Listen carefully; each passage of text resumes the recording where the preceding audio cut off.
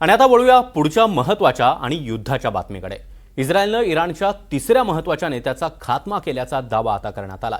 Israeli हवाई हल्ल्यामध्ये इराणचे सुरक्षा प्रमुख अली लारिजानी आणि बशीज निमलष्करी दलाचे प्रमुख गुलाम रेझा सोलेमानी यांची हत्या करण्यात आली आहे। त्यानंतर आता इराणचे गुप्तचर मंत्री इस्माईल खतीब यांचा देखील मृत्यू झाला। इस्रायलचे संरक्षण मंत्री इस्रायल काट्झ यांनी हा दावा केला। दरम्यान इराणकडून अद्याप कोणताही दुजोरा या संदर्भात देण्यात आलेला नाही, पण इराणसाठी हा एक मोठा धक्का मानला जातोय।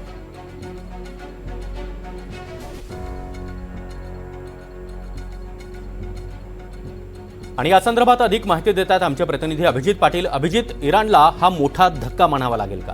नक्कीच सागर, आपण जर बघितलं तर इराण आणि इस्रायलमध्ये जे वॉर सुरू आहे, या वॉरमध्ये आता पुन्हा एकदा इस्रायलनं इराणचे जे गुप्तचर विभागाचे मंत्री आहेत इस्माईल खतीब यांचा मृत्यू झाल्याची घोषणा केलेली आहे। तेहरानमध्ये इस्रायलने केलेल्या अटॅकमध्ये इस्माईल खतीब यांचा मृत्यू झाला असं इस्रायलकडून जाहीर करण्यात आले। मात्र दुसरीकडे इराणने अद्यापही या वृत्ताला दुजोरा दिला नाही। खरं तर आपण पाहिलं तर मागील काही दिवसापासून इस्रायलकडून इराणचे जे काही मोठी ब्युरोक्रेसी आहे किंवा जे मिनिस्टर आहेत यांना टार्गेट करण्याचा प्रयत्न सुरू आहे। काल जर आपण बघितलं तर नॅशनल सिक्युरिटी काउन्सिलचे जे अली लारिजानी होते त्यांचा मृत्यू झालेला आहे। इस्रायलने हल्ला करून त्यांचा मृत्यू केला असं सांगितलं गेले।